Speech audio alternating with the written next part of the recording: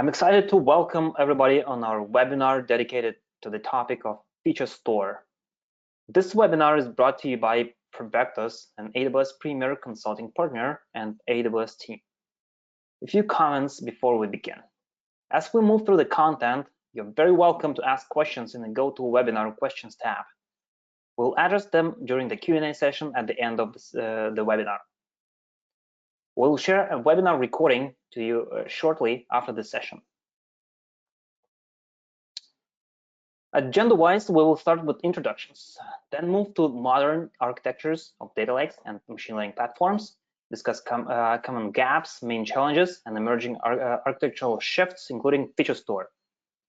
Please note, we will spend some time on highlighting business value proposition of Feature Store, canonical use cases, available open source and commercial products, and then we'll share our recommendations on build versus buy strategy, as well as Provectus opinionated reference architecture of Feature Store.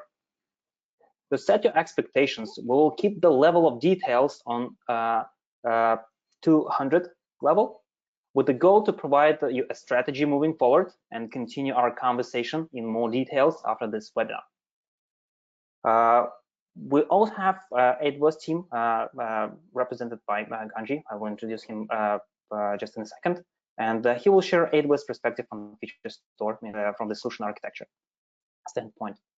In the last part of this webinar, you will learn about the fully funded machine learning infrastructure acceleration program by Provectus. So we encourage you to stay with us till the end. Quick introduction. I'm Stepan, Provectus CTO, overseeing technology, R&D, solutions, and delivery in Provectus. My background is in data, machine learning, DevOps, and cloud software architecture. I'm also very excited to co-present with Ganji. Ganji, please introduce yourself. Yeah, hi everyone. I'm Ganji Raketla. I'm a senior solution architect at AWS. I work with all AWS consulting partners in all the migrations and app modernizations, data analytics, and machine learning kind of workloads. Cool, thanks, Ganji. We'll also have Q&A panelist, senior solution architect at Provectus, German. So he will help me to answer some of your questions, and he will support you during this webinar. 90 seconds overview of Provectus. We're obsessed about generating value from data through AI and deploying it to the real world. Provectus provides an end-to-end solutions for business, and we consult technology executives, machine learning and data engineering teams on how to build foundational components like enterprise-grade data and machine learning platforms. Quick facts, we're headquartered in Silicon Valley, have more than 400 employees worldwide, and we serve clients ranging from cutting-edge startups to large Fortune 500 enterprises. And what makes us different, we're AWS Premier Consulting Partner, which is basically the highest tier for AWS partners. Some of our lovely clients were comfortable working with big data, big enterprises driving multi-million transformation projects, as well as helping startups, partnering with them from the early stages through all the funding rounds and successful acquisitions or IPOs. So we have introduced ourselves. Let us warm up a little bit and get to know you more. Can you please answer a simple question? How would you describe the maturity level of the machine learning adoption in your company? I'm starting the poll now. Take a second and just give us a favor. Let us know if you're just exploring machine learning in general, looking for the use cases to justify it for the business. Let us know if you are building a proof of concept and there is nothing in production yet. Like, quite interested in talking and having a conversation with the companies who launched the first applications, or kind of the building a foundation of the machine learning for future scale. And of course, the most mature companies who are scaling and have many parallel machine learning initiatives are quite welcomed. All right, 5 more seconds. More than half people voted. Yeah, I'm closing the poll. Thank you for your answers. Let me share the results. So hopefully you can see the results.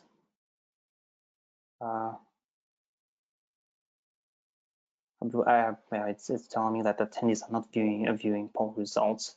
Let me comment on that. So it's about 1/3 of the people are exploring and looking for the use cases. 1/3 of the people is building a foundation, preparing for scale, and there are quite a few companies that are scaling and have many parallel machine learning initiatives. So just to set your expectations, so this is the content which is more tailored towards the companies that are scaling and building a foundation or launch the first application in production. It would be a bit kind of challenging for you to digest and stay on the same page with me if you're just exploring. So please know that. Let me switch back to the this slide deck. All right, it works. Cool. Let us quickly go through the challenges of the modern data platforms. So this is the data lakes that you all perfectly know, from the data sources through the ingestion, through like change data capture, the processing, and within the kind of batch processing, stream processing, enriching data and persisting it in a data lake powered by S-Trip and tools like glue metadata, and also storing some data points in the fast storage and hot storages like DynamoDB. So this is all what you know, and this is kind of one of the canonical high-level architectures that we've been using it for a while. So let's go through some challenges. The first one is like data access and discoverability. We've been like protecting data for decades from ourselves, from our employees, and with the fact that it's scattered across multiple data sources, it creates an additional layer of complexity. And basically, as a consequence, as a result of this, there is a tedious process of managing different things like EM roles, protecting endpoints, S3 policies, gateways, database permissions. So it's kind of a nightmare for most of the companies. Obviously, gets even more complicated in AWS multi-account setup, and as a result, we just engineers don't even know what data exists and what can we get started with. It's all based on the kind of talking to each other and discovering what table I should stick to. So, and yeah, as a result, all the investments into data and machine learning applications are killed by data access issues. So this is kind of the business implication of that. Another common challenge is the monolithic data teams. So there are specialized, hyper-specialized data and machine learning teams, and this is probably the most boring job in the world, kind of taking, without having a full context, just taking data from one place and kind of moving it to another place, applying some transformations that you don't even know what those transformations for, and at the same time, these teams are very loaded with a growing demand from different applications. And usually, if you just like have these walls and you have so many interactions between different teams, your fast end-to-end experimentations are really killed by complex dependencies between teams. So this is what most of the companies like that we see experience so far. Moving next, the machine learning experimentation infrastructure. So still it is the challenge. It's kind of very wild and uncharted territory. And it starts from the inherited issues from the data discovery and access topic that I have just mentioned here. And then it continues with the reproducibility of data sets, reproducibility of machine learning pipelines in machine learning environments, and offline experiments. Offline experience, but even with having the tools like Kubeflow, SageMaker, it is still an issue. And production experimentation infrastructure is really wild topic. So there is no mature tools there. There is no leaders in the market, and in most of the companies, they're kind of a homegrown experimentation infrastructure in production. And kind of as a result, the cost of end-to-end experiment from data to production metric for machine learning is usually like 3 to 6 months, which is not scalable, obviously. So talking about the scale, the important thing is that the online serving is the topic that has never been discussed thoughtfully in the community at all. So we've been talking about machine learning as a mainly offline batch process that takes data, split it to the training and validation data set, trains machine learning, evaluate results, and that's it. And obviously, the essential part of any machine learning application are features, and the features has to be available during the model serving time. Impossible to reuse features between multiple training pipelines and applications. Usually, I ask the question: what is the cost of your machine learning model? This is the cost of the machine learning model in production. And usually, it's several months.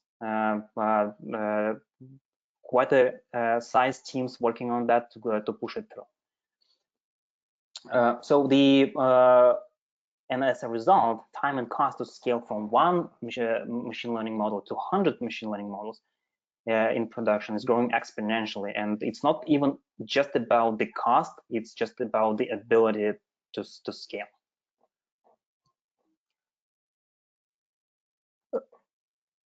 All right, this is what we have on the surface. So not going into the deep details. Let's see what architectural shifts you have to invest into to address the challenges we have just outlined.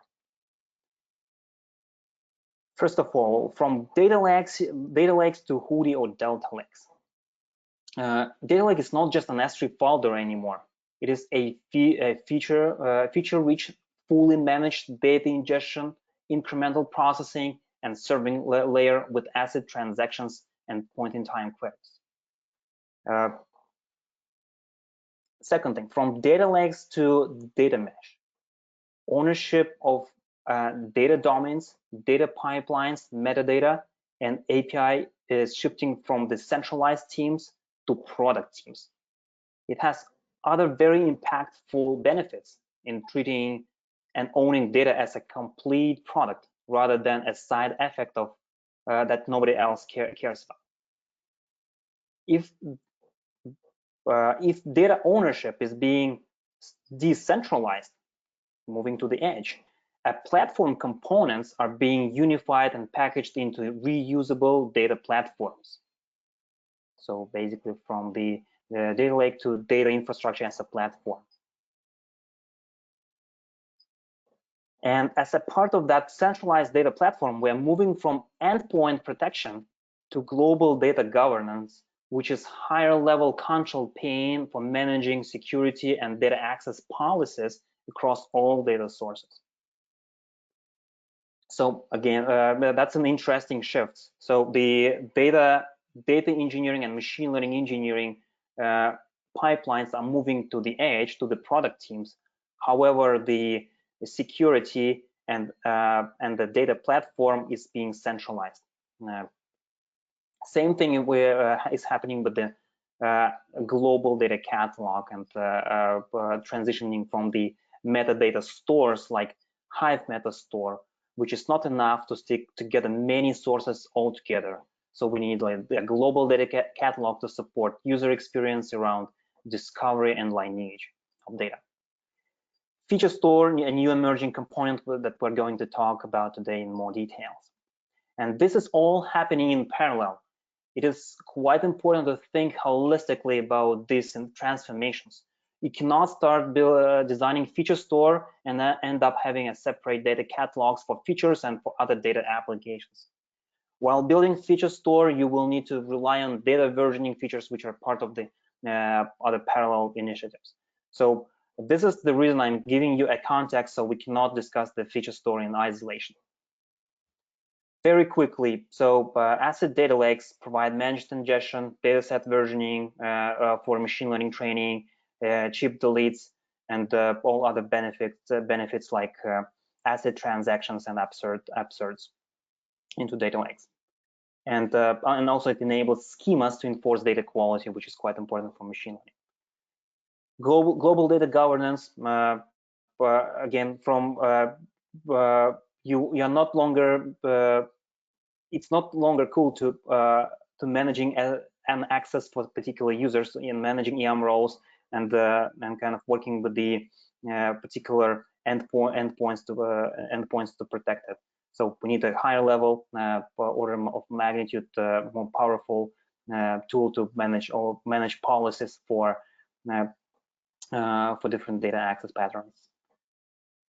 Global data catalog. So there is no market leader in our opinion. So there are tools and that you will recommend to look at, like Marquise Data Hub from LinkedIn, Apache Atlas. It's an old and still powerful Apache Atlas, and new open source projects like Amundsen from Lyft, and commercial tools like Calibra. So basically, the purpose of that data catalog to answer the questions like about if that data exists, what is the source of truth of this data, to have access. So it's actually the kind of the metadata layer, metadata store. I would call it that way to kind of to simplify.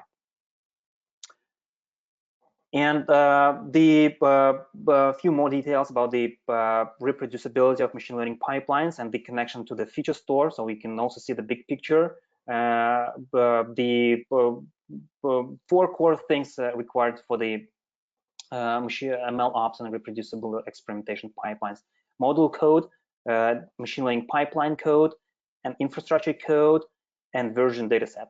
And basically, the version dataset has to be sourced from the feature store, because the models are being built with features, and then it kind of the machine learning pipelines takes all these 4 inputs and compiles them into a machine learning model.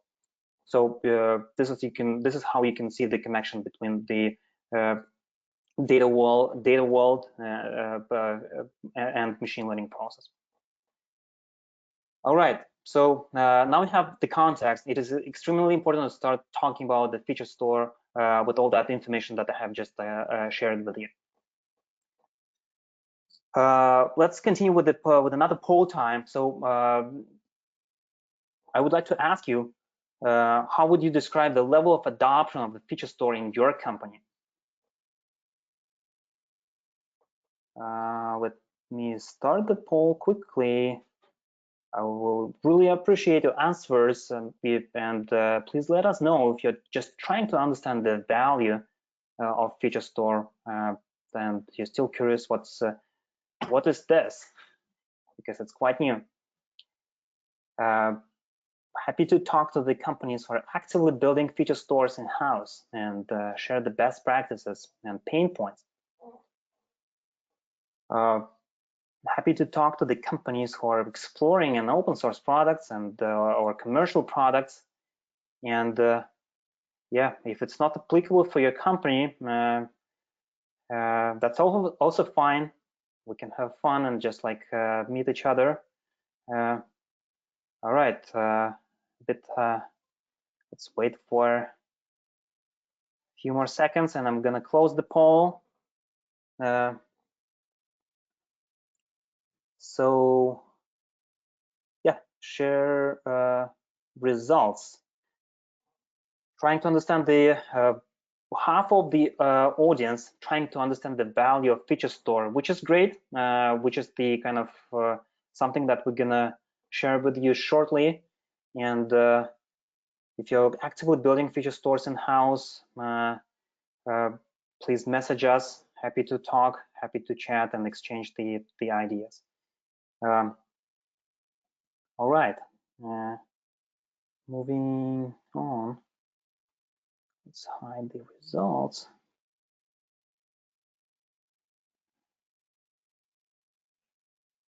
It works pretty good. So let's start with the value proposition. So feature store is a data management layer for machine learning features. Business-wise, it provides better return of investments from feature engineering through reduction of the cost per model. It facilitates collaboration, sharing, and reusing of features. You can see this really nice and simple diagram dependency of the cost per of machine learning project from the number of features reused. Basically, if you have the common data sets, and not the data sets, if you have a common domain, for instance, users and products, and you're building many models starting from the recommendation engine to churn prediction and all others, you're basically reusing the features and kind of starting every time from scratch is not good. You know that that's kind of this is where you have to start accumulating that knowledge, accumulating that capital and assets in the form of the features, and make it discoverable, make them reusable and reliable for other people. Second thing, it is faster time to market for new models through increased productivity of machine learning engineers. If I am as a machine learning engineer, I don't even have a skill set to optimize the latency for the online, optimize the latency for the online serving, optimize the latency for the stream transformations of my features.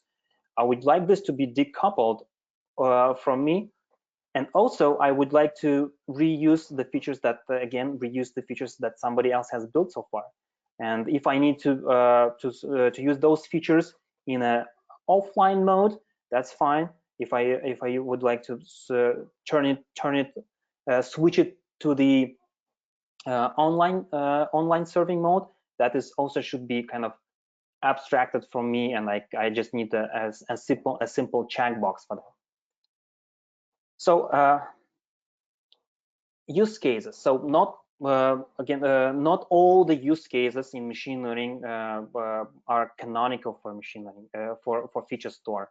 So these are some of the well-known and kind of the use cases that we recommend to start adopting feature stores for: personalization and recommendation engines, dynamic pricing, supply chain optimization, logistics and transportation, fraud detection, predictive maintenance, demand forecasting. So basically all the use cases where machine learning models need a stateful, ever-changing representation of the system.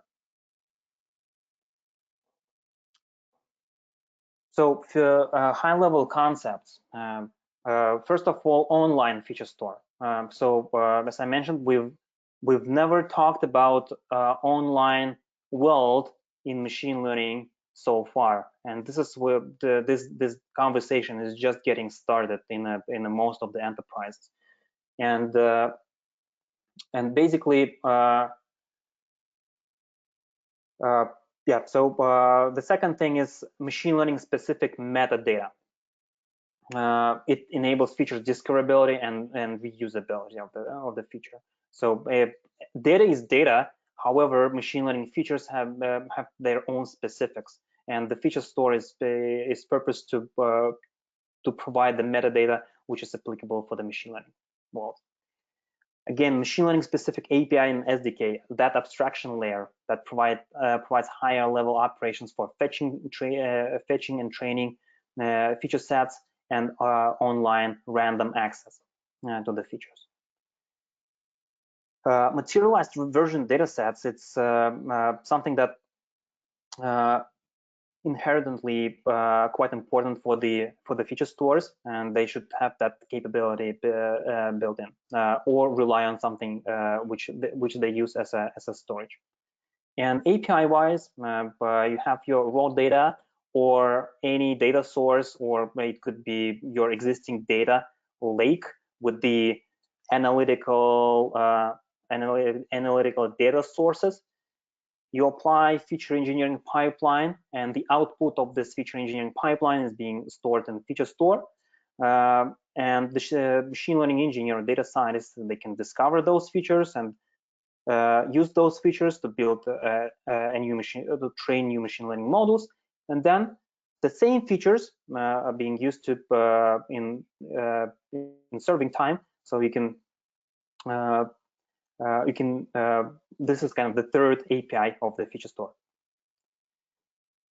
The existing market. So the Feast is probably the most popular open source project this time, and it's just like the news from yesterday. So it's now backed by Tekton. Tekton is the company founded by the ex-Uber folks and the ex-Uber team that used to build Uber Michelangelo, which is their in-house product, which has never been open sourced, but now it's kind of they're actively contributing and supporting and basically owning the Fist community. There are a few other kind of in-house projects. It's mostly available in public talks and kind of and presentations from Airbnb, Comcast, Netflix, Twitter. Basically, all the internet companies has built that feature store for themselves, and now it's time for other enterprises to kind of to learn from that experience and adopt feature store technology for their machine learning models. So a quick overview and the architecture. So Fist is it's kind of 2 years old project. It's still under active development. So just like as a heads up, APIs and contracts are being changed over time, and the it's going to be stabilized, I believe. So it's but still kind of there are major transformations in this project. It's bottle tested by Gojek and originally open sourced by Gojek and the other cool companies. It is in Kubeflow community, and the overall community around Feast is quite healthy, I would say. Some concerns, just I want to be really positive about that, not just like not to blame anybody.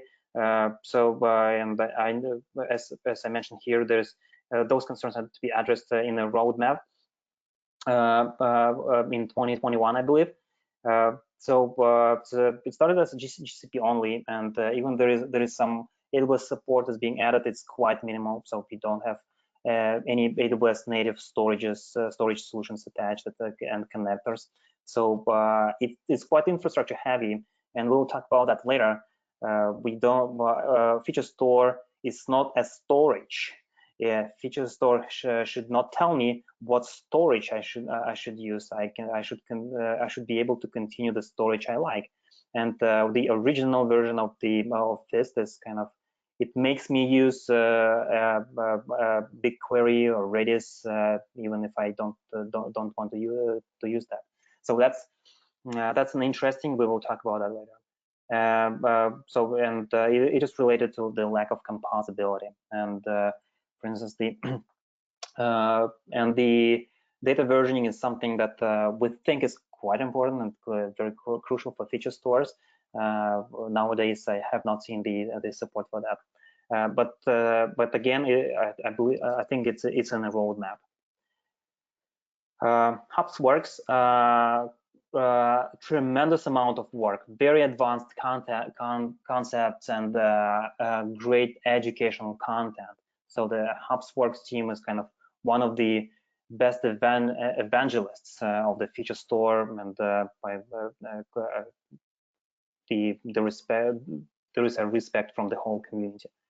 And it integrates with the most libraries for ingestion and training. It's the architecture is quite similar to FIST. There are a few differences, and specifically to the ingestion API and the way the way features are registered and discovered. And it supports of offline store with time travel, and supports most of the cloud providers, including on-prem. Some concerns, it's quite coupled with the rest of the HopsML infrastructure. So you that infrastructure is quite heavy, so many services, and it's the integration time might be not like may not worth all the benefits you're getting from that. And online serving is part of the enterprise version. There is also opinionated decision to use MySQL for online store, which is not the best choice for all the use cases. Just like let's make a step back. So it's I think you have a pretty good understanding of the feature store now. Let's take a look at the high-level architecture of the modern data lakes. We have raw data, we process it in batch or stream, and we have even data to be processed as well. We store that processed artifacts in a hot storage, and then we maintain the real always updating hot index for the same data, for reports, for the online applications. And this is the kind of traditional requirements and traditional architecture of the data platforms. So, and the part of this architecture is to provide the consistency between hot storage and cold storage, and also to provide the data catalog, data quality, and data security on top of that. So, and if we look at the feature store, it basically claims to have a very similar features and very similar components from the infrastructure standpoint. And actually, we see feature store not as a separate store, the separated silo that will bring yet another ingestion engine, yet another storage, yet another data catalog, data quality components, and as well as security and fine-grained control. We see it as a very lightweight. We see it as a very lightweight feature store API that could be nicely integrated with everything that you have done so far with your data infrastructure. So it should be very composable. It should be very lightweight, not opinionated design. And those are the lessons learned so far. So we recommend you to start with designing consistent asset data lake before investing into a feature store. So this is kind of you may jump too far from the beginning, and kind of you will not be able to reconcile all those initiatives. And the value from existing open source products does not justify investments into integration and dependencies they bring. So fairly immature, but again, open to discussion, but this is what we've learned so far from those initiatives. And the main reason of the second point is that feature store must not bring new infrastructure and new data storage solutions. Again, it's storage, it's not a storage. It has to be a lightweight API and SDK integrated into your existing data infrastructure. And data catalog, data governance, and data quality components are horizontal for the whole infrastructure, including feature store. So it's you please don't start building data catalog just for feature store. It should be horizontal. Yeah. So this is the reference architecture that we envision. So there's a few components here, same theoretical components, and you can. The main idea here is you should choose the hot storage and cold storage solution based on your data workload. There shouldn't be a predefined storage. You have to look at your data pattern, data access pattern, and choose either DynamoDB, either MySQL, either Postgres, or Redis, or even like HBase or Cassandra. And also that's quite important. So it's the storage should be very pluggable and kind of composable. Cold storage, there are a few favorites like Delta Lake and Hudi Delta Lake, because they provide the necessary features like time travel and others. There are a few gaps and blank spaces in this ecosystem. So there's no kind of off-the-shelf leader for data quality. There is a good tool like Great Expectations and Apache DQ that is fine to use, but it's not a complete solution. A data catalog, there's AWS Glue. There are Hive meta stores. There are other solutions like Amazon, etc. But they do not provide the full spectrum of the requirements that we need for that. Again, so the same kind of observation, just in a different mode, different solutions, and you need like to think twice before choosing the storage for particular features. So look at the patterns, and by decoupling it from the machine learning engineer, you will be able to switch from one storage to another over time. It's not a big deal, but as always, it is painful, especially in a live production environment. So the kind of the question marks here, they just mean the opportunity for kind of collaborating with the open source projects, or the opportunity to build something in house, or kind of collaborate with the cloud vendors to see if they have something available for you. The feature store API, kind of the question I will provide some like recommendations in the next slide. So the recommendations for the feature store: make sure your existing data infrastructure covers 90% of the feature store requirements, like streaming, ingestion, consistency, data catalog, versioning. That's number one. Then we recommend building in-house a lightweight feature store API to your existing storage solutions. It should be very tight, and also compatible with the open source solutions. We can even take the Fast API and try to kind of make it work for you. Continue collaboration with community and cloud vendors to maintain compatibility with standards and state-of-the-art ecosystem, and be ready to migrate to managed service or open source alternative as the market matures. Right now, as we see, it's a bit early. However, if you need to move forward, this is the kind of the trade-off. All right, I'm done with the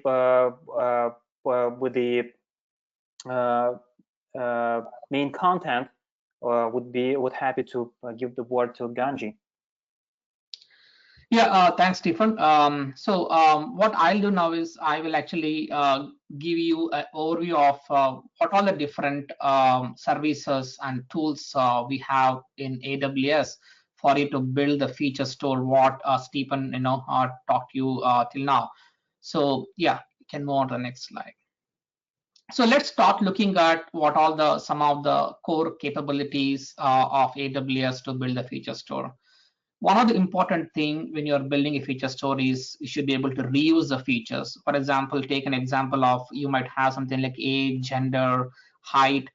These are the features which might be used by a model which is doing some machine learning or AML prediction on a heart diseases, or something which is doing some cancer research. So maybe these features might be common for both of them. Instead of each of these models building their own features, they should be able to reuse the features from the each model. So that's where the reuse will come into play. And also, when a model generates a feature, I should be able to store it back into the feature store. Second important capability what AWS provides is store. With the wide range of data storage options we have in AWS, either it could be a object storage like S3, or it could be a SQL, or it could be NoSQL. So you have, or it could be like caching storage. So we have wide range of storage options available, where it's just not a feature. Maybe there is something like you have a feature description, there is some documentation, and some other statistical measure associated with that features can be stored. Once you have a storage, what is most important thing? How do I discover that? Like when the organizations keep growing, the number of models keep growing, the lot of feature set keep growing. What the challenge is, everyone should be able to easily discover these features. The metadata associated with this feature. I'm having a feature called height. It could be age. It could be gender. It could be is heart rate. It could be a credit card transaction. It could be a pixel. I should be able to discover what is the type of data, so that the machine learning practitioners, when building their models, they should be able to easily discover that models and use them. And other capability provided is govern, right? Once you have the storage and discover, you should be able to properly govern, like who can access this, who cannot access this, what is the access control policy I can set for each of these features. These things can be controlled, has to be controlled using the services like IAM, which provides you all the options where you can control like who can access and who cannot access, and what type of data that can be accessed. And the most important thing, like we have built a feature store, we have built a discover, we're able to govern, but how do we consume it? That's where the challenge of it might be a ML practitioner might be accessing a model from a SageMaker, is building a model in SageMaker, it could be a notebook. Basically, they should be able to consume this using either querying or the APIs provided by the through the APIs. So these are all the core capabilities you have AWS provides to build a feature store. Yeah, more to next. So if at broader level, we can categorize the feature stores into three broad categories. You require a storage where you can store your features. I'm talking about the post factor, like you have done it as from data lake, the feature engineering, and then it is coming to feature store as explained by Stephen. But if you see from the implementation standpoint, the three broad capabilities, the three broad features required is, one is storage. You need to have a place where you can store all your features. That's where we have services like S3 or DynamoDB or Redis or Aurora or Postgres or Aurora MySQL, depending upon the kind of data you want to store. These are the storage options what you have. Once you have the storage, you should be able to discover them, catalog them, and transform them. So what is the most important thing is the data lake is having a raw data, right? And then you are taking the raw data, transforming it, and then putting into the feature store. So for that, you require a glue crawler, which could crawl the raw data, discover the data, build the data catalog, and a glue ETL, which could actually transform the data which is there in the raw data store, and then apply the required transformation, and then you can store it back to the feature store. And once the data is cataloged, once the data is available, we should be able to query it. That's where we have Athena, which would help you to make an ad hoc queries on the underlying storage, or we can build an API based on the Lambda. Yeah, next slide. Now we'll walk through like what are the different options we have in storage, in cataloging, and in querying. One of the core services what is that Amazon DynamoDB. This is a fully a serverless architecture. It can provide you a single digit millisecond response time. It can scale. And then one good thing is you don't have to really worry about provisioning the servers and everything. It's fully servers, no hardware provisioning, the patching or upgrades, everything is not required. It provides you security, like you can encrypt all the data, you could have a row level security, and then it is fully integrated with the AWS IAM. And other important thing is global replication. Maybe you could have ML practitioners working across the globe. One might be in US, one could be in Europe, other could be Asia Pac. They should be able to seamlessly access this data with low latency. One of the most important thing for a feature story is that when I'm accessing from a model, I require to be low latency. That's where the global replication allows, where the same data can be replicated globally across different geographies, different regions, so that the ML practitioners in that region can actually access this data on demand with very low latency. Okay, the next option,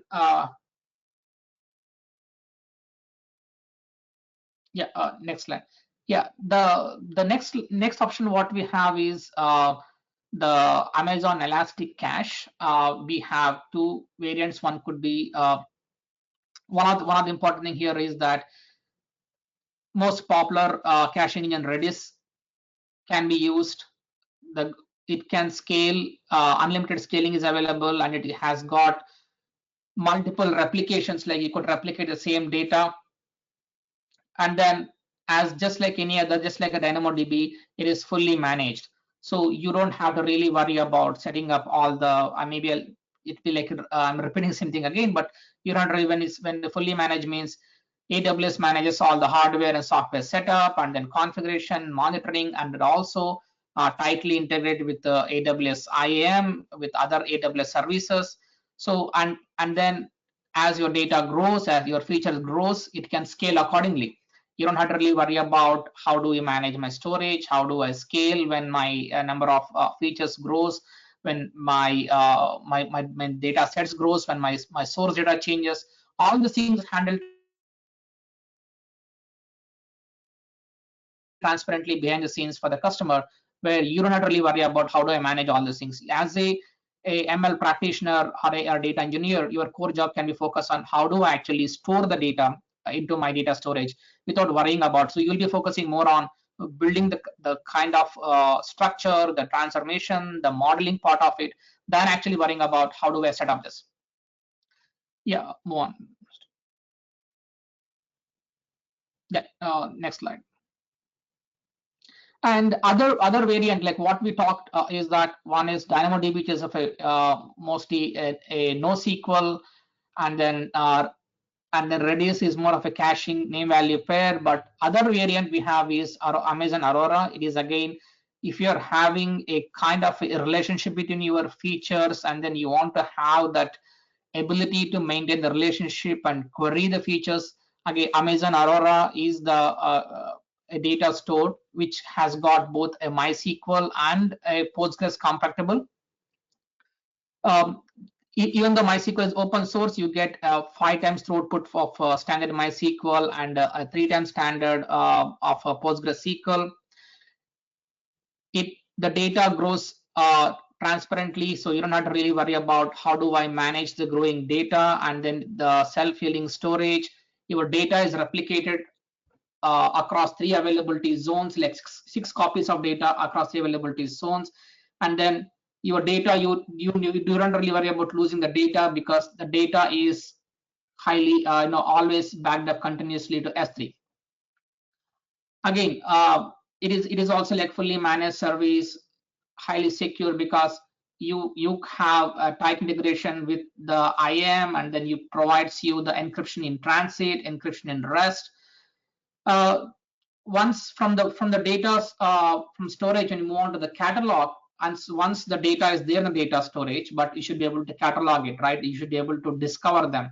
That's where we have Glue. Glue has got 3 things. One is a Glue crawler. glue crawler which can crawl the data in data source, like it could be S3, it could be RDS. It can crawl the data source. It can build that catalog. It can build the metadata, and then we have a glue ETL where you can take the data in the data stores, apply transformations, and then convert the raw data into the features which you want to use in your ML. And again, this is also it has got integration with your Amazon Athena and Redshift Spectrum. It will, for a lot of, if you have for the basic transformations, you can use the auto code generated by the ETL code is being automatically generated by the glue. You can take that automatically generated code and you can actually enhance that and add customization which are specific to you. So behind the scenes, basically it is running a Spark job. Basically glue nothing but running behind a Spark job, which would actually does all the management of the ETL jobs, which will does the cataloging and which will does the job execution part of it. So all you have to do is once you identify data stores, you point the crawler where to crawl for the data. It will crawl, it will catalog the data, and then you can it will auto generate ETL code. It can take that code, maybe add your own enhancements, and then publish that and then run the jobs. And then you can also scheduling, like maybe your data is continuously changing, so you can schedule the crawler to run like every 5 minutes, every 10 minutes. So it will crawl automatically, it will update your tables, and then you can use Athena to query this particular data stores. Yeah, Stephen, move on to next slide.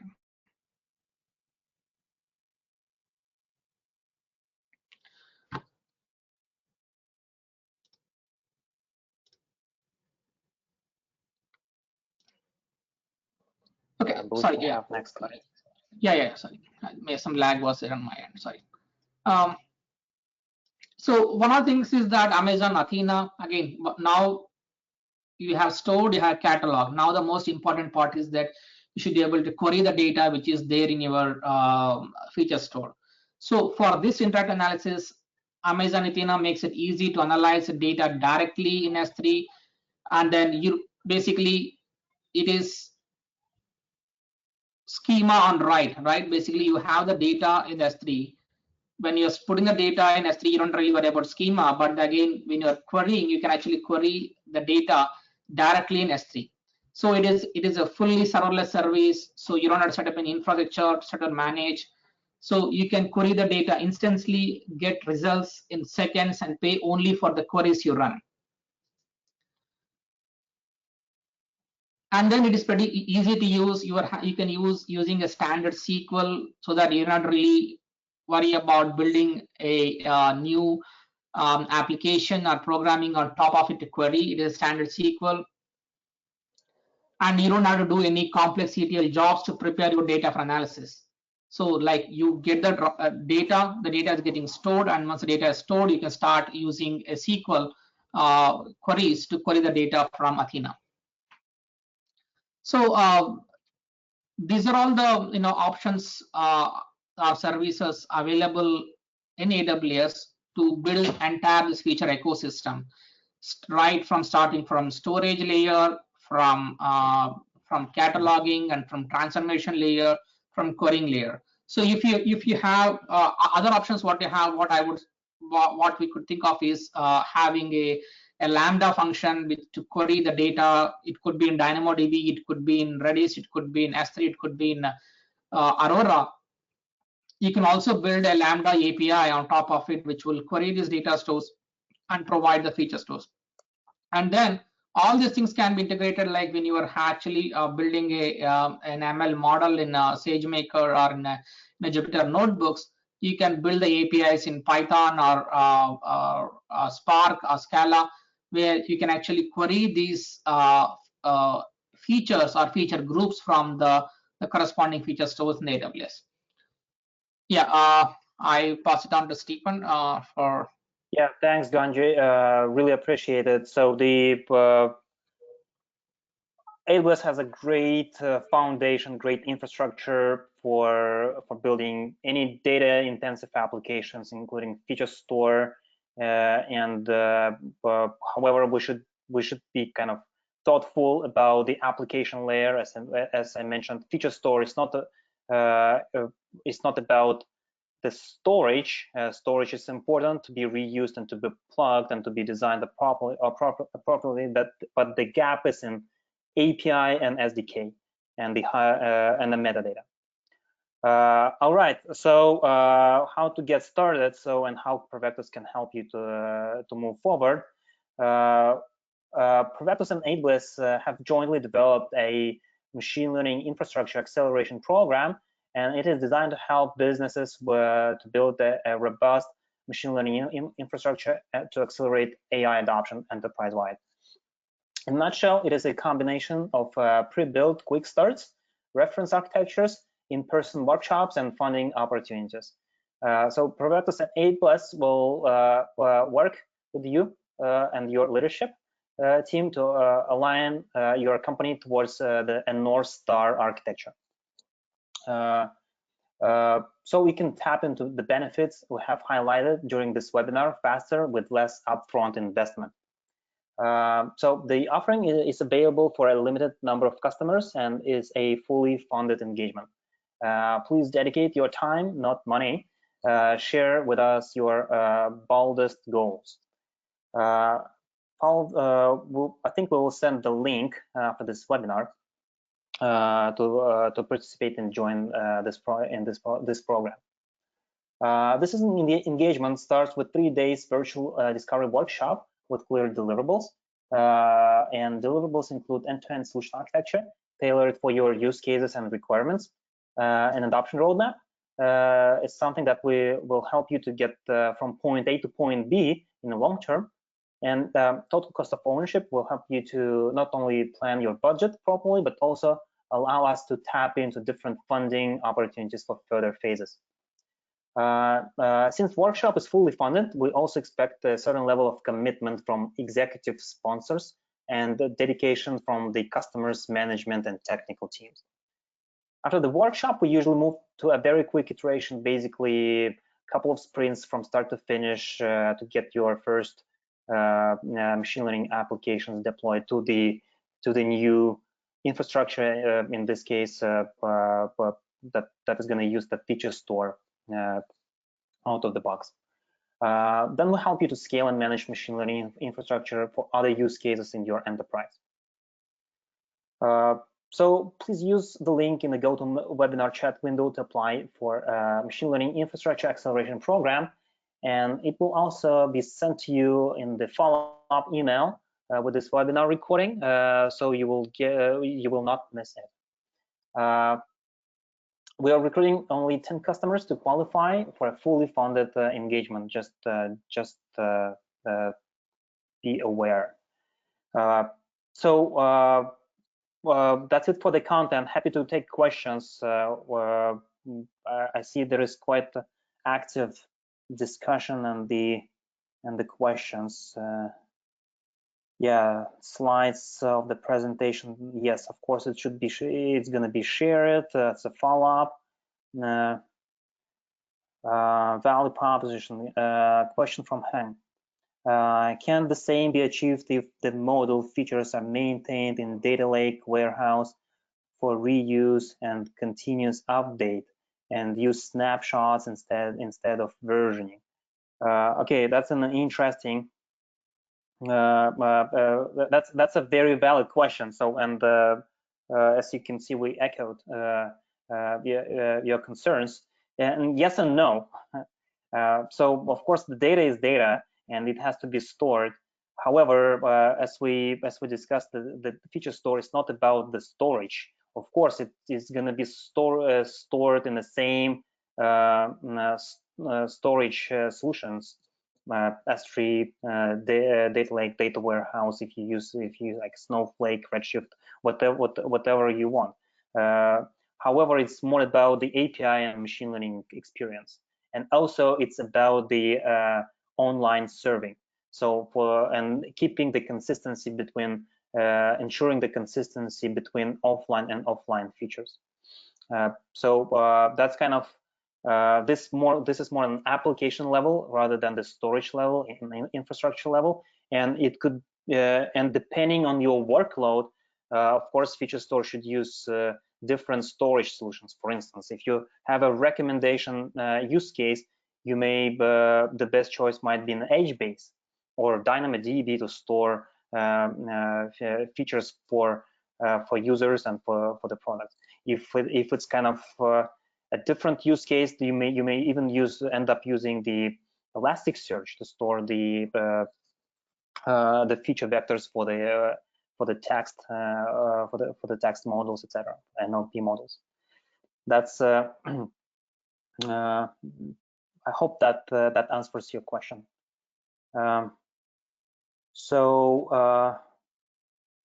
addition, feature stores have different requirements, SLA, access methods for models running in batch, API, and streaming. I wonder if one site can fit all these three cases. Yeah, absolutely. This is what I mentioned. Different requirements for different workloads, different different usage patterns, different machine learning models, just like the nature of the models might be different. That's why feature store should not bring you an opinionated solution for particular, basically as storage. It should be abstracted. But however, the experience of the machine learning engineer should be unified. I don't want to learn 25 different storage solutions to make my machine learning model working in production. So I want to be focusing on the building new great models, and everything else should be abstracted from me.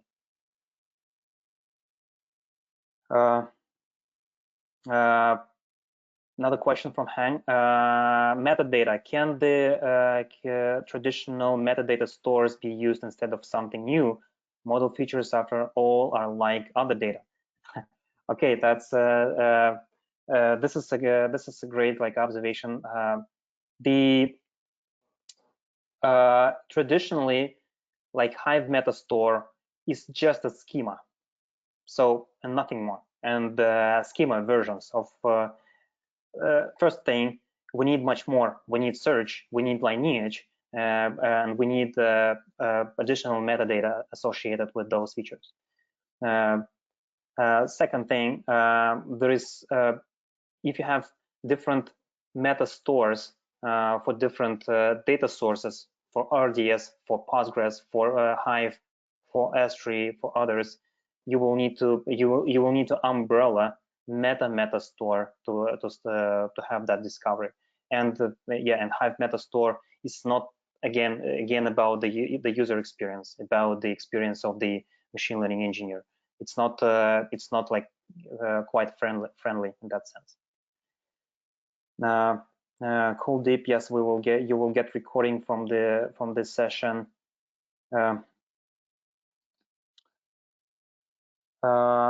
Question for Richard. In your list of commercial feature stores offers, you have identified Provectus and Tecton. Are you aware of Molecular? First of all, just for the full disclosure, Provectus does not offer a feature store as a product. We're not competing with Tecton. We're not competing with Hopsworks. Happy to collaborate. We're a consulting company. We will help you to build it, and we will help you to integrate the existing any existing solution, and if we will consider it to be kind of viable for your use case. Great pointing to Molecular. We will check it out. Thank you so much, Richard. All right. I think we're 4 minutes above the dedicated time. Thank you so much for staying till the end. Happy to touch base with thought leaders, with the community, with the companies that build feature stores in-house and exchange lessons learned and best practices so we can move forward as a community and collaboratively, so we will not reinvent the wheel going forward.